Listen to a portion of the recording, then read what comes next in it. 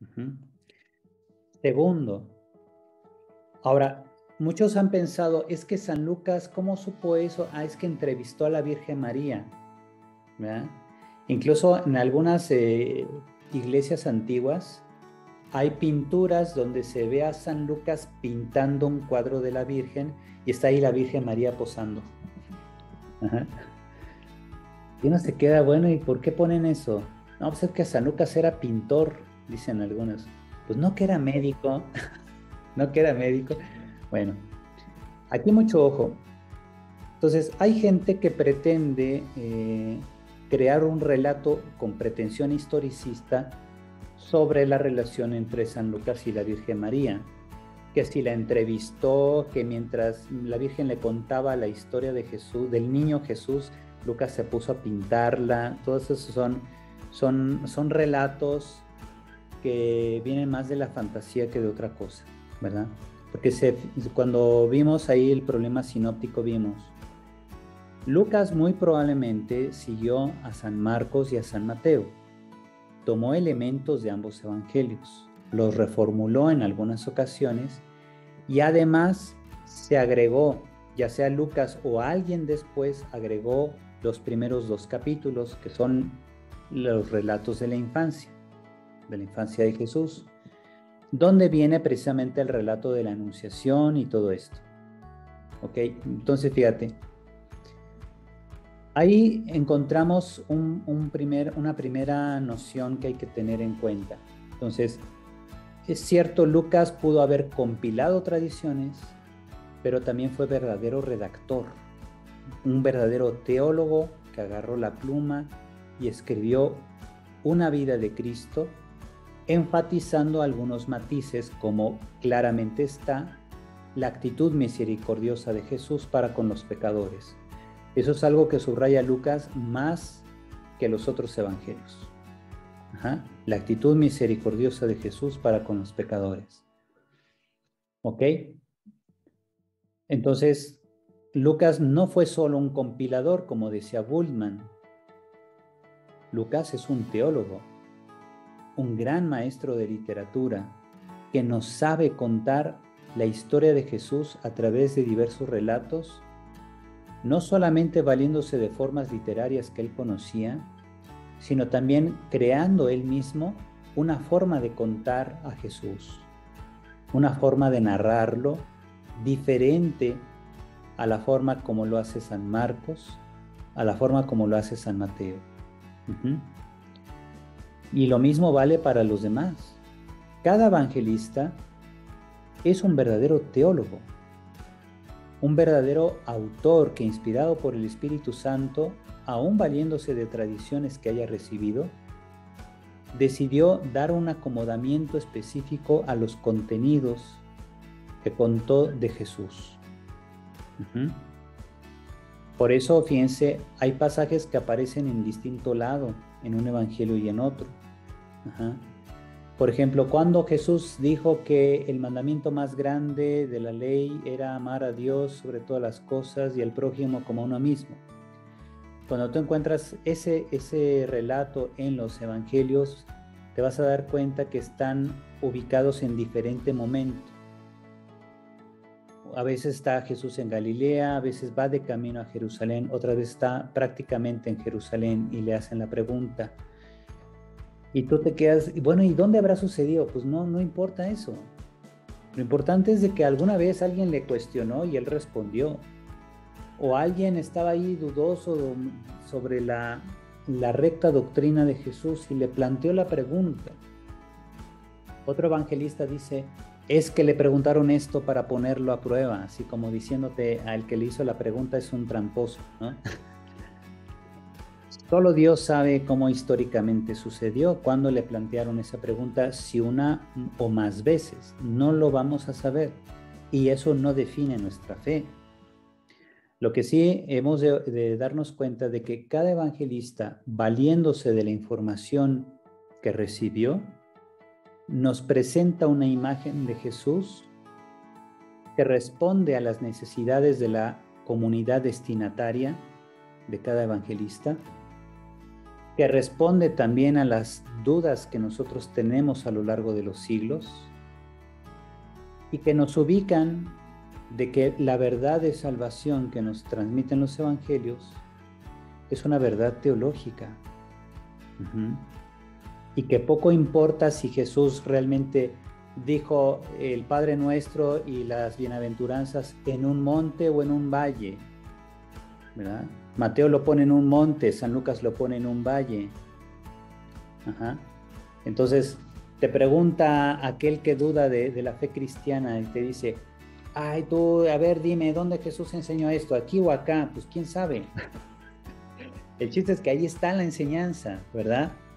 San Mateo pone a Jesús en un monte porque el monte es el punto de encuentro entre el cielo y la tierra. Es una razón teológica. Lucas pone a Jesús predicando en un valle, lo mismo, el Padre Nuestro y las bienaventuranzas, pero en un valle. San Agustín decía, es que a lo mejor Jesús empezó a predicar en el monte y bajó caminando al valle. Pues no. Eso es una pretensión de armonización muy, muy infantil, ¿no?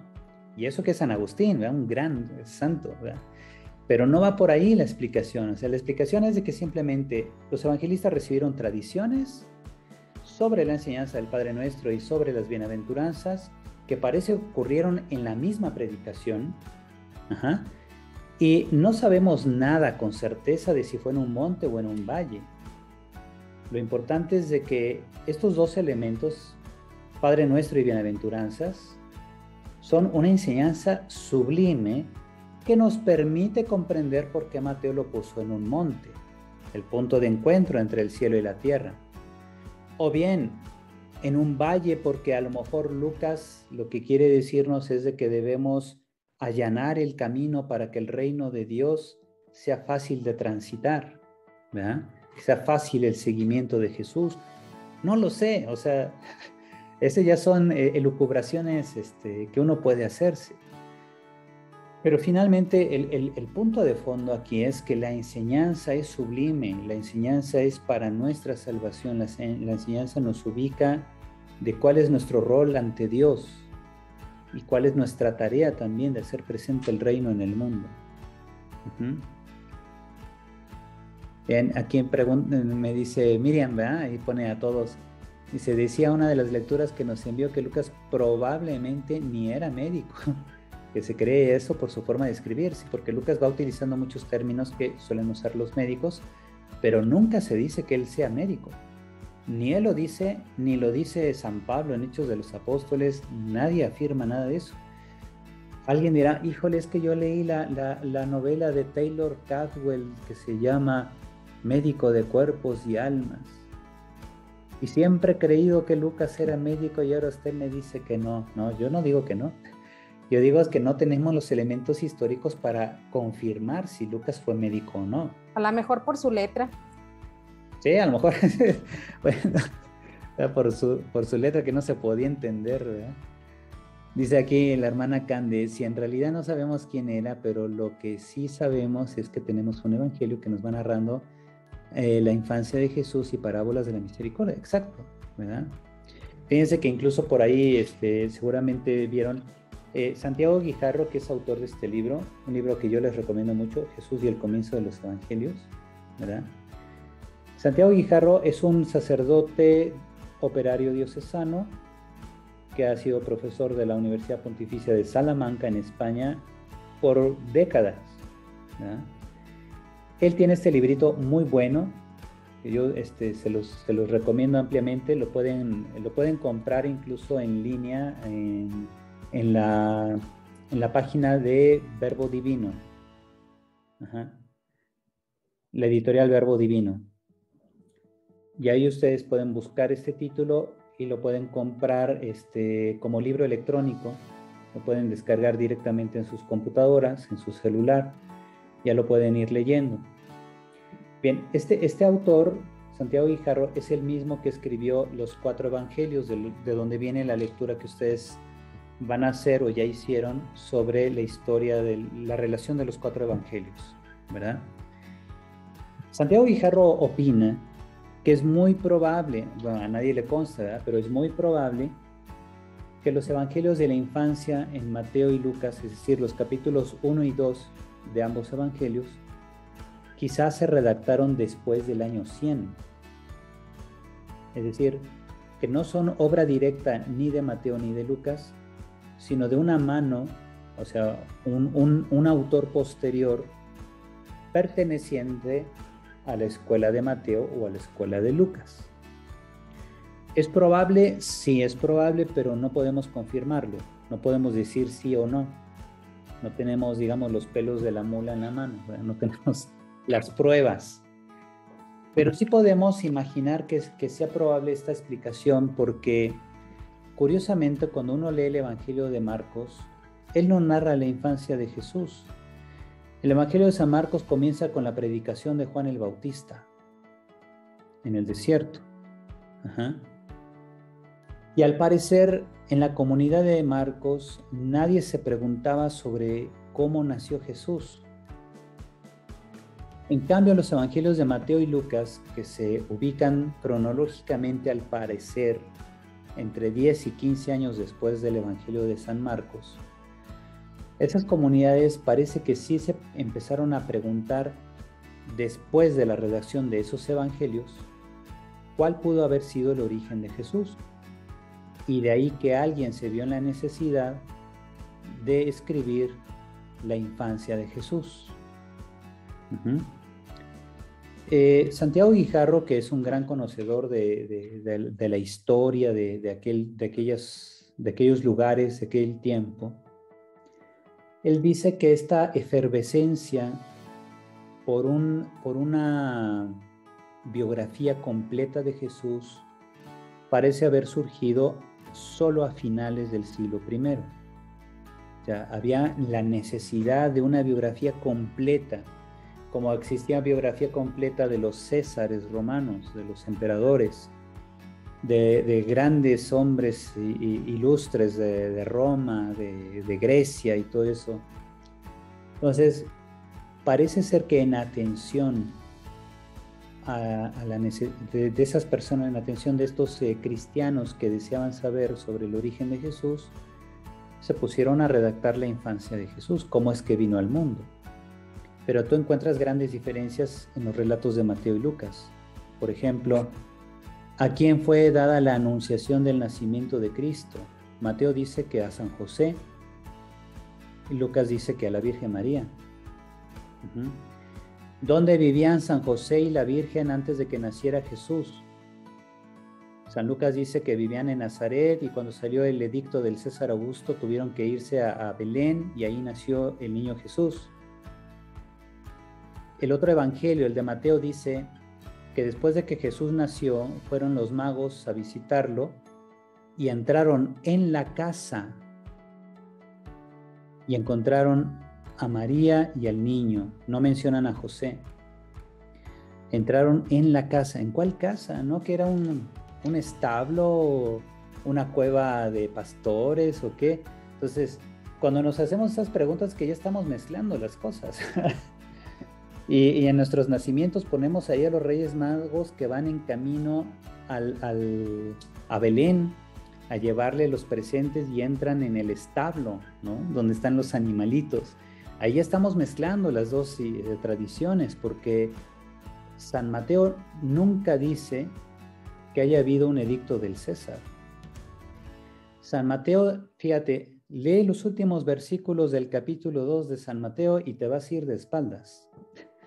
Te vas a ir de espaldas porque ahí dice, cuando regresaron de Egipto, ¿te acuerdan que el niño es llevado a Egipto porque lo quería matar Herodes?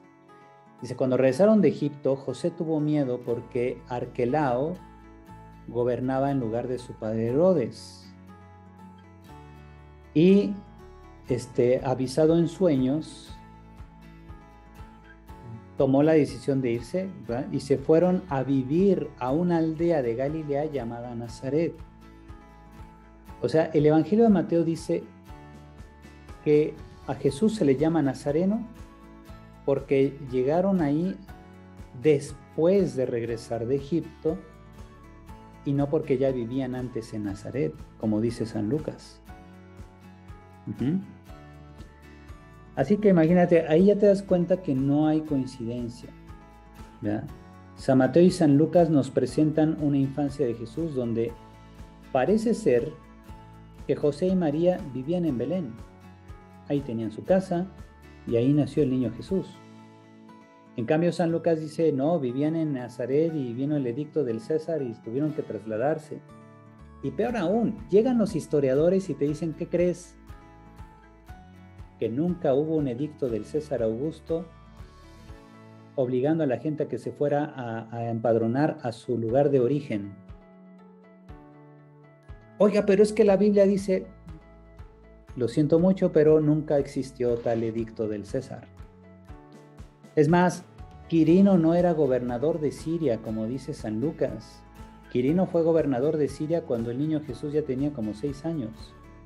Entonces, no era gobernador de Siria cuando vino el decreto del César, porque además nunca hubo decreto. Y cualquier historiador de la historia de Roma te puede demostrar que no existe ningún vestigio, ningún escrito, ninguna inscripción en piedra siquiera, de que el César Augusto haya mandado hacer un padrón, o sea, un empadronamiento de ese carácter. Pone aquí Sicilia, me ha quitado mi inocencia. No, pues yo no. O sea, los historiadores son los que dicen y te lo pueden demostrar. Te quedas, ching, ¿y ahora qué hago? ¿Cómo pongo mi nacimiento? Acaban con nuestra fe. Me ha quitado mi inocencia, no vuelvo a poner nacimiento. No, entonces fíjense, ahí el punto es de que, bueno, esto que les estoy diciendo, por ejemplo, viene en todos los libros de introducción a los evangelios. Te dicen aquí, aguas, fíjate, te vas a encontrar con esto otro, ¿verdad? Entonces, ¿qué habrá pasado? Lucas, como dice al inicio de su evangelio, hizo la indagación lo mejor posible para poder redactarle a Teófilo, ¿verdad? Querido Teófilo, te escribo aquí, así empieza el evangelio. Para redactar a Teófilo cómo es que fue la vida de Jesús.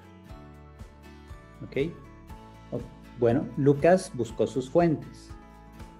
Quizá no todas las fuentes de Lucas estaban muy claras, porque fíjense, ya había pasado mucho tiempo. Si Lucas redacta en torno al año 85 su evangelio, y Jesús nació pues en la época que sea, tú estás hablando ahí ya de más de 80 años de distancia.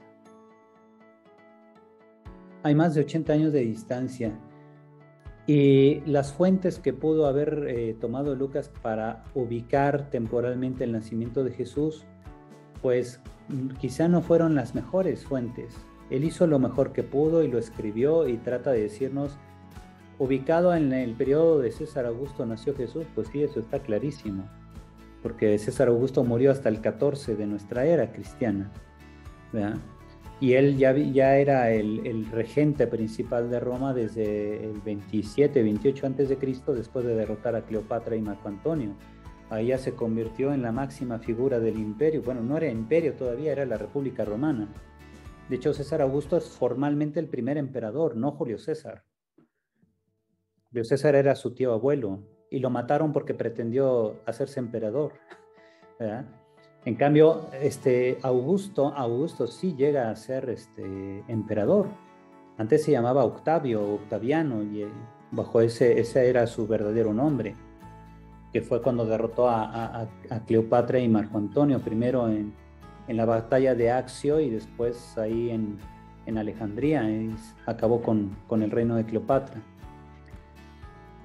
Y entonces se convirtió en la máxima figura y ya allá por más o menos el 9 antes de Cristo recibió el título de sumo pontífice, César Augusto, ¿verdad?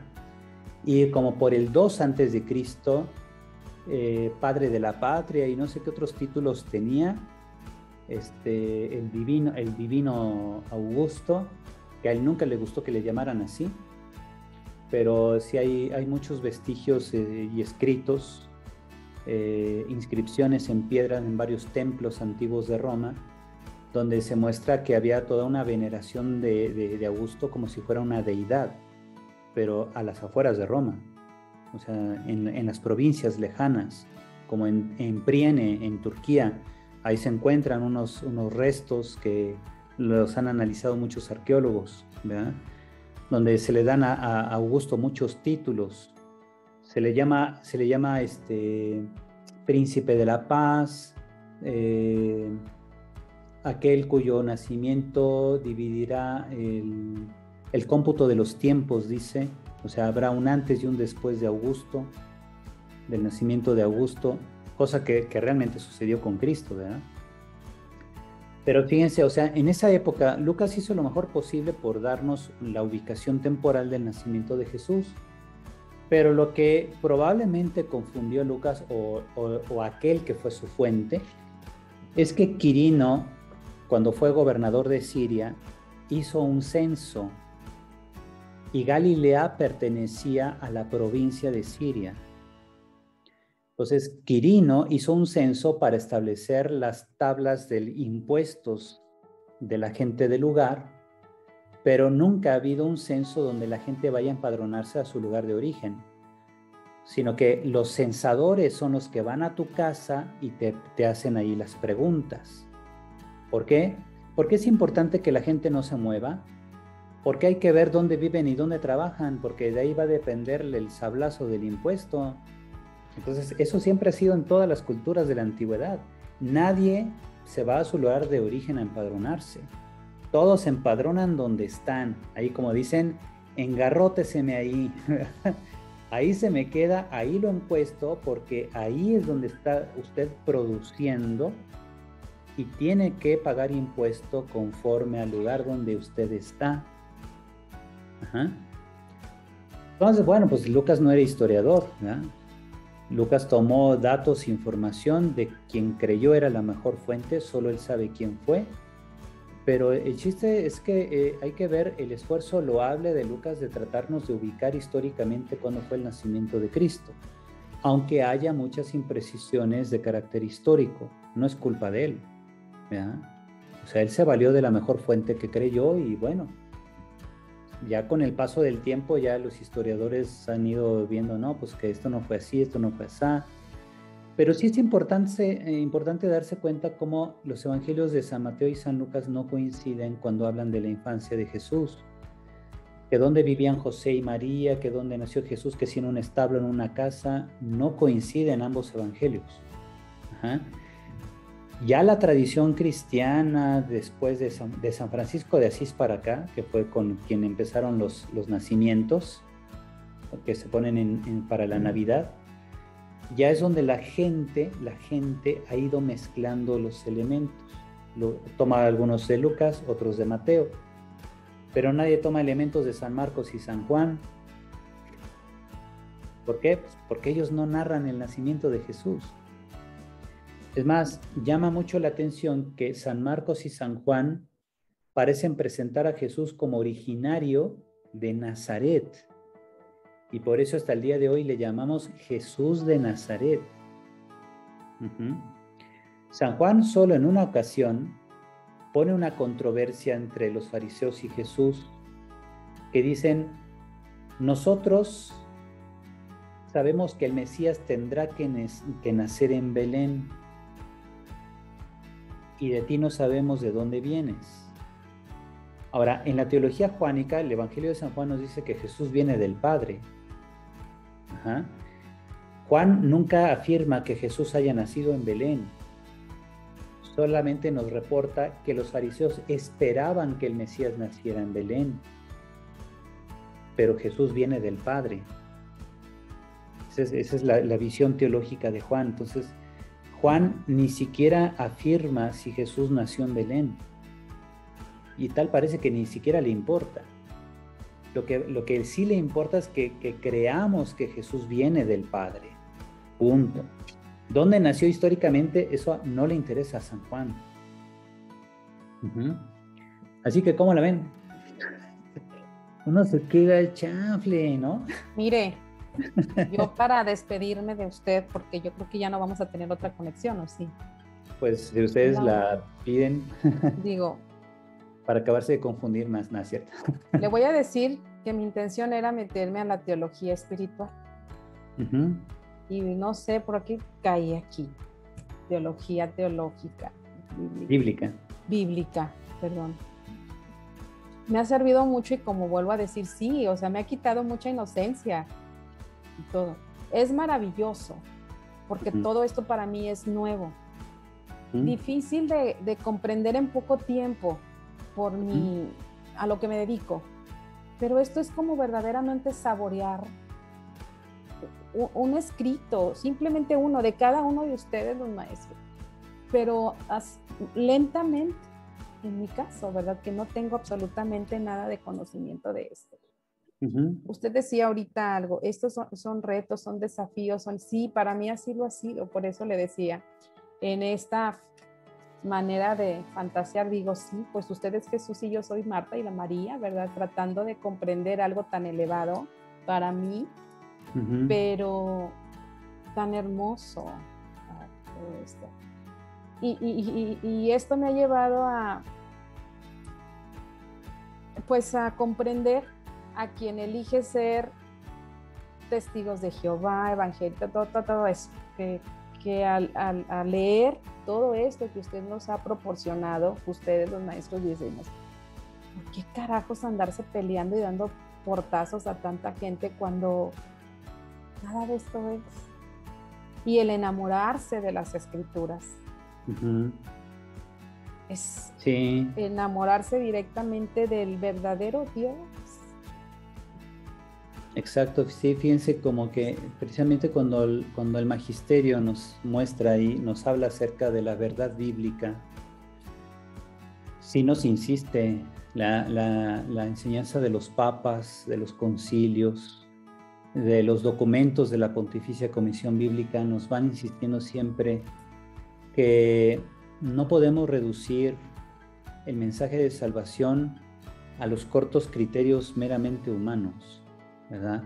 Porque muchos historiadores dicen, como no hubo un edicto del César Augusto, entonces San Lucas nos miente. No. Él hizo lo mejor posible por ubicarnos el tiempo del nacimiento de Jesús, aunque haya ciertas imprecisiones de carácter histórico, lo que él nos comunica es una verdad de salvación. La verdad de salvación es que el Hijo de Dios vino al mundo, nació como un hombre, como nosotros, creció, aprendió un idioma, aprendió a caminar, incluso asumió el judaísmo como religión propia y vino a ser presente el reino de Dios. Murió y resucitó realmente, ¿verdad? Y prueba histórica de ello es de que los discípulos al principio no lo entendían, después lo fueron comprendiendo y anunciaron y dieron la vida por afirmar que él había resucitado. Y no estaban locos, ¿verdad? O sea, dieron el testimonio de su vida misma afirmando la resurrección. Uh-huh. Que al tomar este curso, perdón, a eso me compromete.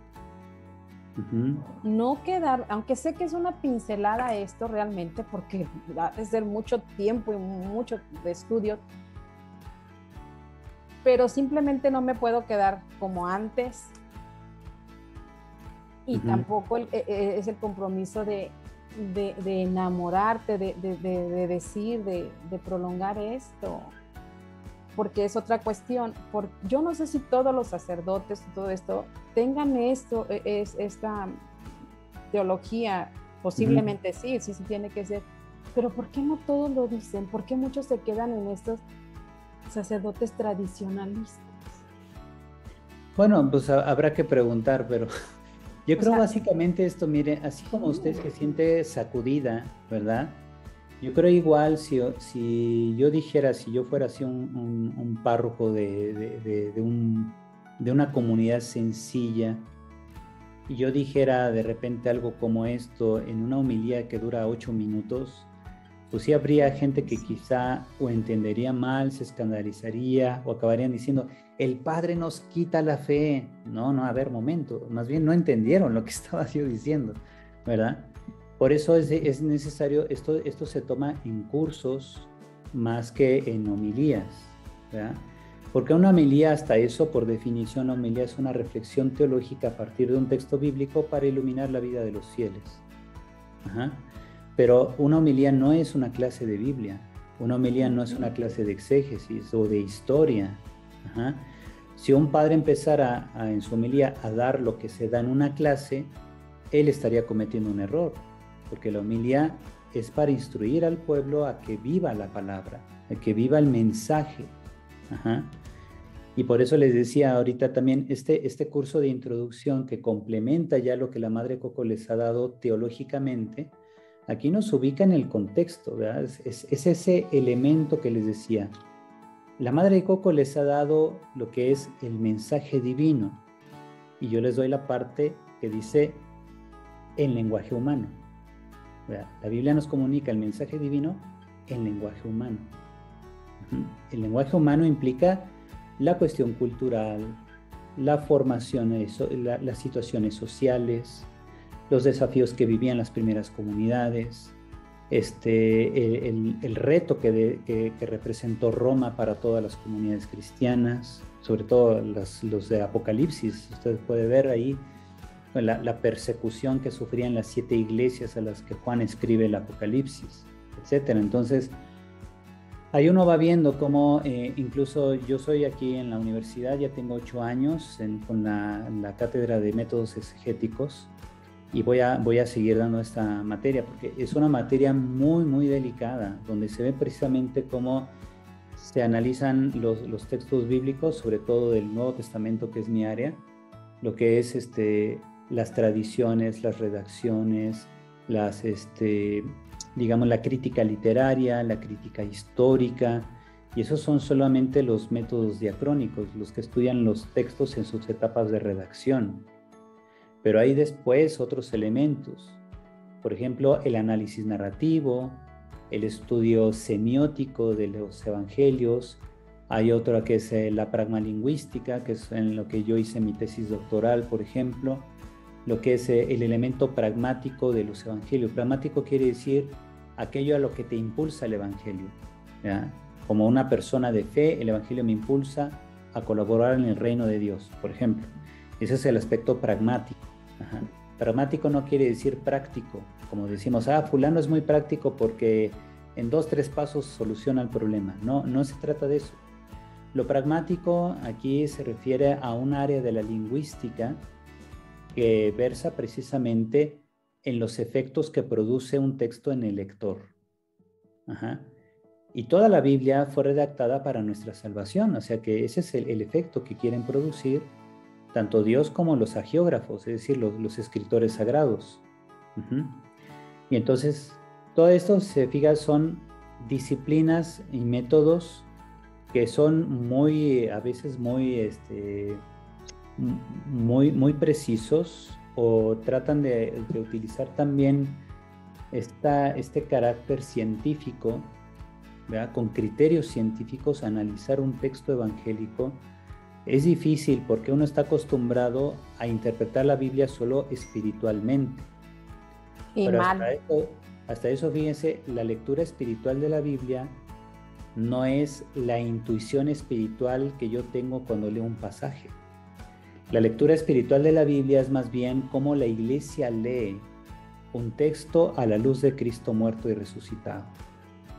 Porque habrá gente que diga, me gustó mucho oír cuando Jeremías le dice a Dios, me sedujiste, Señor, y me dejé seducir.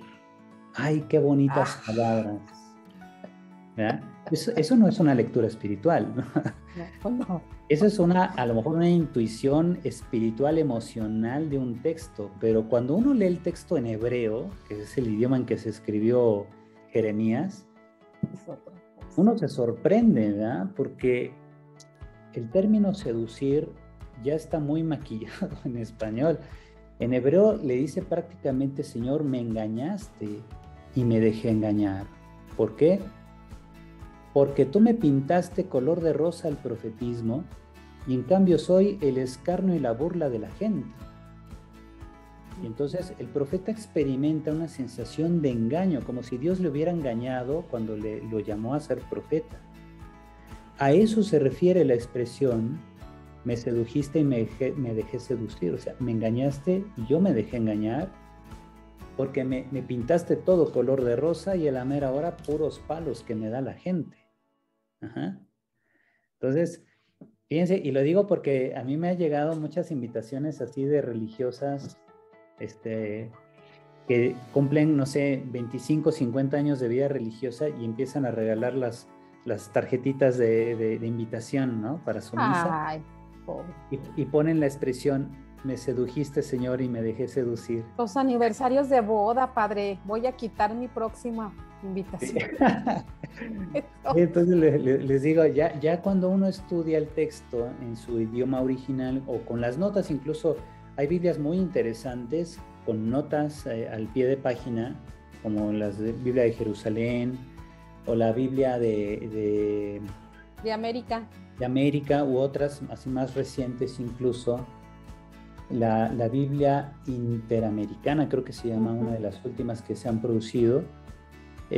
Ahí en las notas, ahí sí nos hablan, dicen, a ver, este texto pertenece a las llamadas confesiones de Jeremías, donde él expresa su pesar de todo lo que ha vivido como profeta, y entonces, pues sí, se está quejando de Dios, pero al mismo tiempo le está diciendo, tu palabra, Señor, arde dentro de mí como una llama, entonces yo no voy a dejar de predicar, o sea, no te entiendo por qué me doraste la píldora y me están dando palos, pero yo no voy a dejar de predicar, ¿verdad? Tu palabra es para mí como un horno que me quema por dentro, ¿verdad? Le da sentido a mi existencia y todo eso. Entonces, hay que leer todo el pasaje completo, pero dentro del contexto de las llamadas confesiones de Jeremías. Entonces, ya, por ejemplo, un comentario bíblico a Jeremías o las notas de la Biblia me pueden ir conduciendo en la recta interpretación del pasaje o de cada una de las 4 confesiones de Jeremías que están ahí distribuidas en su libro, porque no están seguidas, están ahí un poco dispersas. Pero por eso es importante instruirse, ¿verdad? Dejarse instruir aquí, pues ahora sí, los especialistas, los autores de comentarios, los autores de las notas de la Biblia, la introducción a los libros, les decía también, cuando yo vaya a leer, por ejemplo, a Jeremías, ¿qué tengo que hacer primero? Leer la introducción al libro del profeta. Eso está ahí mismo en la Biblia, ahí encuentro una introducción. Segundo, yo puedo ir leyendo cada capítulo de Jeremías atendiendo las notas que están al pie de página. Las notas me van ubicando en la correcta interpretación del texto, porque es un texto antiquísimo del siglo VI antes de Cristo, ¿verdad? Y ahí yo voy viendo el por qué Jeremías dijo esto, por qué tomó esta decisión, cómo vivió él mismo ese proceso de, como usted, ¿no? Dice, yo tenía una inocencia y me la quitan. Pues así también Total, ahorita yo le voy a decir al Señor, me sedujiste, Señor, y me metí a esto y resulta, y yo acepté, o sea. Ajá, pero no me rajo, ¿verdad? Pero pues no míreme, me rajo. Aquí estoy. Así es, y eso les digo, cuando incluso uno lo ve, incluso en las casas de formación, no sé, las religiosas también dirán su experiencia, pero los seminaristas, por ejemplo, cuando uno entra al seminario, uno entra así con una ilusión muy, muy idílica, muy ensoñada de el seguimiento de Cristo y no sé qué, y tiene uno cada compañero en el seminario, ¿verdad? Y fíjense, y algo que nos pareció muy curioso, así ya como un testimonio, ¿no? Los seminaristas que en mi seminario eran los más, digamos, los más piadosos, los que más la pasaban ahí en el sagrario, haciendo oración, ayuno y penitencia, ni siquiera se ordenaron. Se salieron, entonces seguramente tenían crisis ahí y se salieron. Y los seminaristas que eran así, pues relajientos, aunque respetuosos, ¿verdad? Relajientos, amigueros y todo eso, siguen siendo sacerdotes. Y son buenos sacerdotes, algunos ya son obispos, ¿verdad? Otros son rectores de seminarios, otros así profesores también. Y uno se queda pensando, híjole, ¿cómo cambió esta persona? Bueno, pues es que vivió sus etapas, ¿verdad? Entonces, cuando entra alguien al seminario y se la pasa nada más rezando con tal de no hacer comunidad, pues dice, este cuate está reprimido. está reprimiendo claramente, ¿no? Entonces, no está viviendo la realidad que le toca vivir.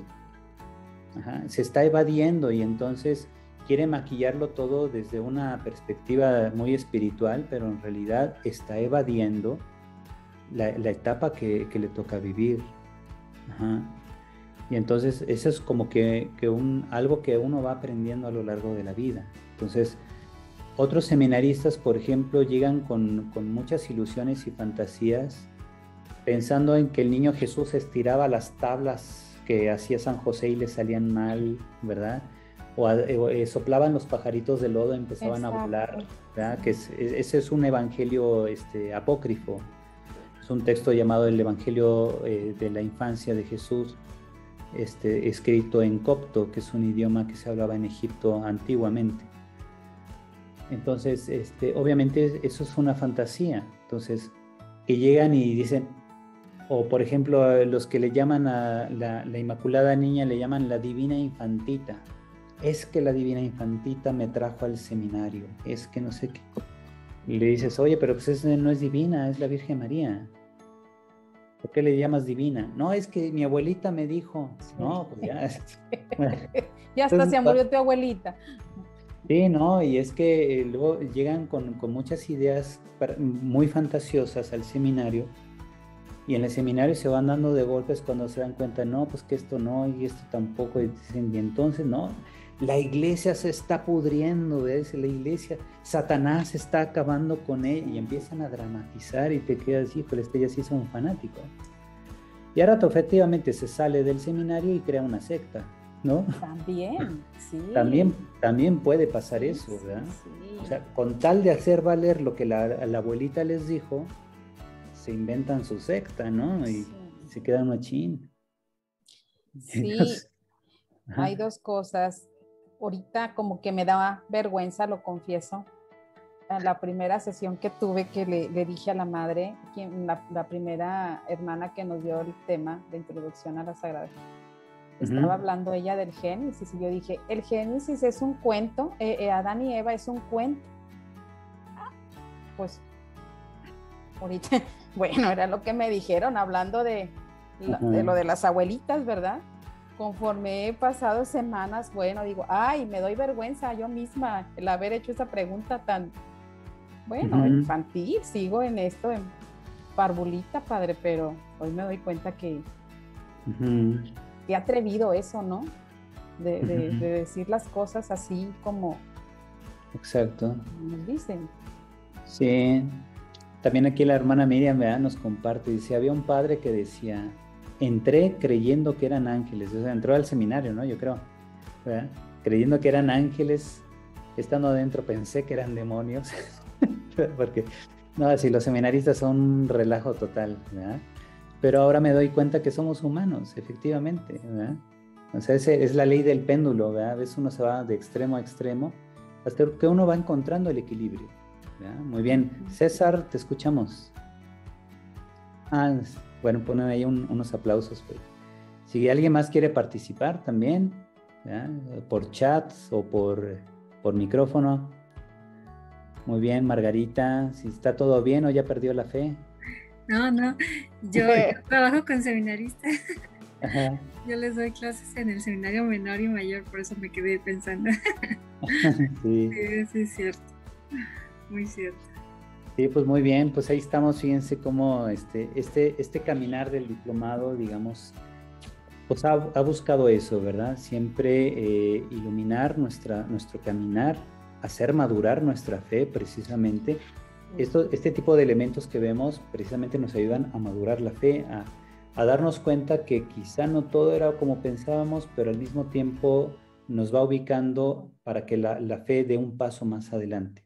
Es una fe instruida, es una fe ya más educada, es una fe que a lo mejor tiene más elementos racionales, como San Juan Pablo II escribió en la Fides et Ratio, esta relación entre fe y razón, que son siempre necesarias, ¿verdad? Que nos demos cuenta que el razonamiento no va en contra de la fe y que la fe tampoco es irracional, sino que mutuamente se van ayudando, ¿verdad? El conocimiento racional, por ejemplo, les decía, de los contextos en que se escribieron los evangelios, me ayuda a comprender mejor el por qué los evangelistas escribieron de ese modo. Ajá. Me ayuda a comprender mejor la historia de las tradiciones, como al principio todo era oralidad, porque 97% de la gente no sabía leer ni escribir en tiempos de Jesús. Entonces, al principio eran tradiciones orales, después algunas escritas, después ya la redacción de los evangelios, y después, ya una vez escritos los evangelios, había una contemporaneidad entre evangelios y tradición oral que permitió todavía agregar algunas modificaciones a los evangelios. Como ya les había contado, ¿no? De la mujer adúltera en el Evangelio de San Juan, etcétera. Son añadidos que se hicieron tras mucho tiempo de madurez o de reflexión a partir de tradiciones orales, a partir de matices también que había que añadir, también había uno que otro pasaje evangélico, situaciones culturales, situaciones históricas, ¿verdad? Padre, a mí siempre me ha quedado la duda, no sé si eso no tenga relevancia, pero cuando se presenta la mujer adúltera con Jesús y dice, y Jesús escribía, eso nunca se ha sometido a un estudio. ¿Qué hacía? ¿Qué escribió? Pues quién sabe. No me imagino jugando al gato o algo así, o qué. Sí, no, nada que ver. No sabemos, y de hecho yo creo el hecho de que el relato no nos lo diga, pues también es una forma de decirnos, más bien Jesús no les daba importancia a aquellos que llegaron a plantearle eso. O sea, se puso a escribir en el suelo simplemente como tomando una actitud de indiferente a lo que me estás diciendo. Sí, ustedes están planteando una tontería, ¿no? Okay. O sea, quieren justificar a como dé lugar el dar muerte a una mujer cuando la ley de Moisés dice que deben traer a los dos, ¿verdad? A la mujer y al hombre con el que andaba. Y ustedes nada más traen a la mujer, pues eso es un engaño, ¿verdad? Entonces Jesús más bien se dio cuenta que era una trampa e hizo un signo de que no les estaba dando importancia. Puede ser que vaya más por ahí, porque fíjense, uno sí puede agarrar libros de espiritualidad de allá del siglo XIX, y en serio, muchos autores dedican libros y libros a qué pudo haber escrito Jesús en el suelo. Y uno dice, pues ¿y eso para qué? Son puras elucubraciones humanas. El mismo evangelista no nos lo quiere decir, significa que él mismo no le está dando importancia. Simplemente nos informa que Jesús tomó una actitud donde no consideró importante lo que estaba pasando, no por la mujer, sino por la trampa que le querían poner. Sí, padre. La mujer había que salvarla, sí, pero la forma como estos tramposos traían a aquella mujer, eso era lo que no meritaba mucha atención. Padre, otra pregunta, ya entrando en confianza. Veo a Jesús o estudiando a Jesús, era un hombre con carácter, por supuesto, nada dejado, misericordioso. Hay otro pasaje bíblico en donde dice, si te pegan o si te dan la bofetada, pon la otra mejilla, ¿verdad? Pero siento ahí, no es precisamente que te sometas a que te maltraten, pero ¿qué significa eso en ese contexto? Es básicamente no dejarse llevar por la espiral de la violencia. Es básicamente el decir no a la violencia, o sea, porque precisamente si yo reacciono violentamente cuando alguien me hace violencia, pues nadie puede detener ya la violencia generada, ¿verdad? O sea, se hace una espiral constante, ¿verdad? Lo vemos ahí con los grupos de los narcos, este mata a este y este en venganza a este y este en venganza a este, y así se van, puras venganzas, ajustes de cuentas. Y entonces la enseñanza de fondo es esa, o sea, cuando alguien te abofetea una mejilla, simplemente no respondas. O sea, decir pon la otra no significa que seas dejado, significa más bien no alimentes la violencia. Aún para justificarte, no ese es el camino. Porque típico mexicano, ¿verdad? Decimos, no, pues ahora sí me vas a escuchar, ¿verdad? Ahora sí vas a saber quién soy. Y pues ya valió, ¿verdad? Sí, eso me traía le estás ruido, comprando ¿verdad? a la violencia al otro, ¿verdad? Estás cayendo en su juego. Y Sí, porque él entonces, no era dejado. O sea, sí, entonces, ¿no? ¿cómo dices, pon la otra? A ver, ¿qué significa esto? O en tu contexto, ¿por qué dices esto? Uh-huh. Si yo no siento que Jesús se caracterice por ser se caracterizó por ser alguien dejado, ¿no? Sí, ¿no? Incluso ahí en la casa del sumo sacerdote, ¿se acuerdan cuando quieren sentenciar a Jesús? Sí. Que alguien abofetea a Jesús y él dice, ¿por qué me golpeas? ¿Verdad? Entonces, nada más, pero él no responde con violencia, simplemente plantea un cuestionamiento, ¿verdad? Si he hablado mal, dime en qué. ¿Ya? Ajá. Pues muy bien, pues ya, fíjense, ya vamos a cumplir 2 horas aquí en este rollo morador. Este diálogo tan sabroso, ¿verdad? Que ojalá y les pueda servir. Cualquier duda que tengan, ya saben, pueden escribirme directamente al WhatsApp. Si es una duda así personal, si es una duda que creen que pueda servir a alguien del grupo, la plantean a través del WhatsApp grupal, ¿verdad? Y también, bueno, pues yo ahí estoy disponible. Yo mañana sí voy a estar ocupado. Tengo reuniones aquí en la universidad por la mañana y en la tarde tengo una reunión con mi obispo. Entonces, pero si alguien quiere tener una conversación extra o en sábado, por ejemplo, que estoy más descansado, pues ahí me pueden ir poniendo en el WhatsApp, ¿no? Sobre todo, a lo mejor para resolver la duda de alguna tarea, etcétera.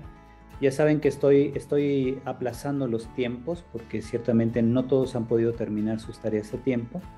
Entonces, lo que sí, recuerden, yo el lunes entrego calificaciones, ¿verdad? Entonces, sí es importante que, por ejemplo, la participación en el foro, que es la última actividad, pues tienen hasta las 2 de la tarde de Ciudad de México del domingo para poder subir su participación.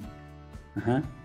Y recuerden que la calificación definitiva es la que aparece en la plataforma Servo, no en la plataforma que vemos todos los días.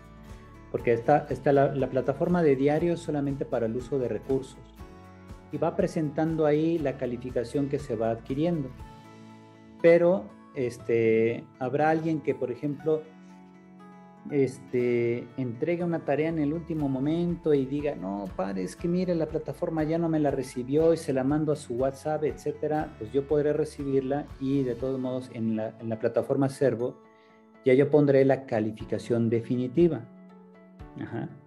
Que puede ser que la plataforma de didáctica de la universidad te aparezca un 9, pero en realidad te mereces un 10, entonces te va a aparecer el 10 en la otra plataforma, a lo mejor en esta no. Lo digo porque hay profesores que han tenido algunos problemas con eso, sobre todo porque a veces en lugar de 5 evidencias de aprendizaje ponen 6 o 7. Ajá. Y entonces la plataforma va haciendo una sumatoria de calificaciones en automático. Y entonces el que obtuvo 10 7 le aparece calificación final 70. Y ya creen que les puso 7 el profesor, ¿no? O sea, son 70 puntos de 70 reactivos. Ajá. Lo que significa que sacó 10. Entonces, la plataforma muchas veces hace ese tipo de sumas, ¿verdad? Dice, calificación final 10, pero de 100. Esa soy yo. Entonces sacó 1. Entonces, les digo así, no hay que orientarse exclusivamente por la plataforma de didáctica. Yo sí he procurado poner solo 5 evidencias con valor de 2 puntos cada evidencia y así ya se da el 10 final en automático. Ajá. Para quien cumple con todo lo de las tareas. Pero sí hay profesores que ponen 6, 7 evidencias de aprendizaje y entonces les genera mucho ruido cuando la plataforma les manda sumatoria total. Calificación máxima del grupo 7. Uy, entonces los alumnos se angustian, dicen, oiga padre, ¿por qué me puso 7 si yo entregué todo? No, pues tú tienes 10. O sea, tienes 70 sobre 70 puntos. Eso significa que tienes 10. Entonces ya en la plataforma Acervo se ve el 10. Ajá. Padre, ¿cómo acceder a esa plataforma Acervo? Sí, miren, yo les voy a pasar entonces el vínculo para que ustedes puedan entrar. Me parece que deben tener clave de usuario, bueno, nombre de usuario y contraseña. Si no, yo le pregunto a Jorge Peña, que es el encargado de las plataformas, para que él les haga llegar a sus correos su nombre de usuario y contraseña de la plataforma Acervo. Si es que va a ser visible para todos, me parece que sí, ¿verdad? Al menos les digo, conmigo no hay problema porque la plataforma de didáctica yo la he manejado con sistema de evaluación que llega automáticamente al 10. De modo que si tú ves 90 en tu calificación, pues es que tienes 9. Si tienes 100, pues es 10 y así. Generalmente no hay reprobados, ¿verdad? Para que aquí Cecilia no se angustie o no se acabe de angustiar. Más bien, porque yo todo desde el primer mes estoy, hoy amanecí, le confieso, le digo a mi esposo, dormí mal, me duele la parte. Dijo, no dormiste mal, estás estresada y digo, ay, en la mañana haciendo mi oración decía, es que esto es para disfrutarlo, pero verdaderamente es mucha información, porque mi error es ser muy perfeccionista y eso es algo que he trabajado por mucho tiempo, el que tiene que ser, bueno, es algo interno y sí me ha causado, me ha quitado inocencia, me ha causado estrés, pero lo he disfrutado. Sí, mira, aquí lo más importante es saber que uno está en buenas manos, ¿verdad? Porque hasta luego, pues habrá alguien que a lo mejor interpreta así como sucedió con Bullman, nos estás quitando la fe. No, de hecho nosotros, por ejemplo, hacemos un juramento de fidelidad aquí para empezar a dar clases en la universidad, en la facultad. Se hace un juramento, lo firmamos y todo, y Roma, allá en Roma saben que nosotros estamos aquí dando clases y todo eso, y protegemos precisamente la ortodoxia de la enseñanza de la iglesia. Pero es muy importante también tener en cuenta, como les digo, todos estos elementos contextuales que mucha gente los pasa por alto, ni siquiera se detienen a analizar, y entonces es ahí donde, como decía San Anselmo, fides querens intellectum, que significa en latín, ¿verdad?, que la fe requiere del entendimiento, o sea, de la racionalidad, porque si no, nuestra fe sería una fe ciega, seríamos fideístas y no creyentes, ¿verdad? Pues la iglesia nos enseña siempre una fe bien enraizada. Por eso les decía hace rato, San Juan Pablo II en la Fides et Ratio ya decía, la fe y la razón no tienen por qué estar en conflicto. Se ayudan mutuamente, se orientan mutuamente, porque Dios para eso nos ha dado inteligencia, nos ha dado la capacidad de encontrar lógica a las cosas, nos ha hecho capaces de racionalizar, de abstraer, de conocer, de conceptualizar, etc. Nos ha dado una mente prodigiosa para ponerla al servicio también de la fe. Es un curso excelente, de una calidad excelente. De verdad, todos ustedes, mis respetos, mi admiración, el trabajo, el material que nos ponen es maravilloso. Esta paciencia, porque comprendo que aquí somos una diversidad con estudios diferentes. A lo mejor algunos de mis hermanos que están ya llevan un conocimiento, otros nada. Sin embargo, el ser en este equilibrio para poder comprender, acompañar tanto a quien lleva un camino y a los que nada, eso también se tiene mucha paciencia.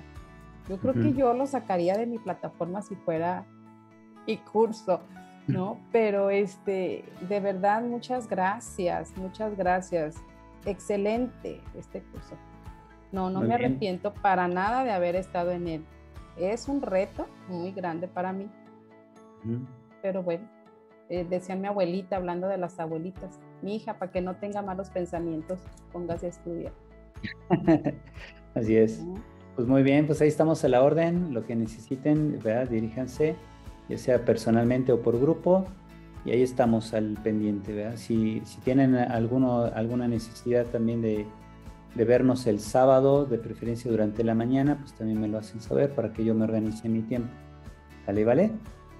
Bueno, pues les doy la bendición para agradecer a Dios este encuentro que se ha prolongado por 2 horas, pero que ha valido la pena. El Señor esté con ustedes. La bendición de Dios Todopoderoso, Padre, Hijo y Espíritu Santo, descienda sobre ustedes y permanezca para siempre. Amén. Pues, con la alegría vayan a vivir, con entusiasmo lo que vayan aprendiendo, ¿verdad? Y no.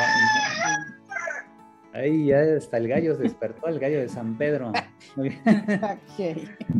Que tengan feliz fin de semana. Cuídense mucho. Gracias. Muchas gracias por participar en este curso. Dios los bendiga. Gracias. Adiós. Adiós. Adiós.